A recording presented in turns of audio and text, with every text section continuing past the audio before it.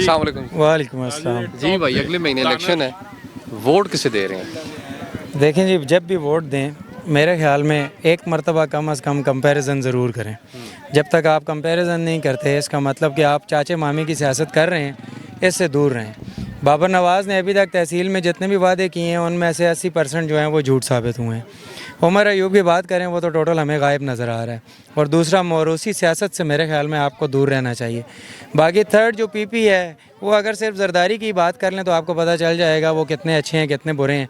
तो मेरे ख्याल में इस वक्त तो कोई ऐसा बंदा मौजूद नहीं है कि जिसको आप कहें कि हम उसको वोट देंगे और चेंज आएगा। जब तक इस्टेब्लिशमेंट इलेक्शन से दूर नहीं होती तब तक मेरे ख्याल में वोट देना फजूल है। बड़ी ज़बरदस्त उन्होंने बात ये कि जब तक इस्टेब्लिशमेंट दूर नहीं होती तब तक वोट देना मुश्किल।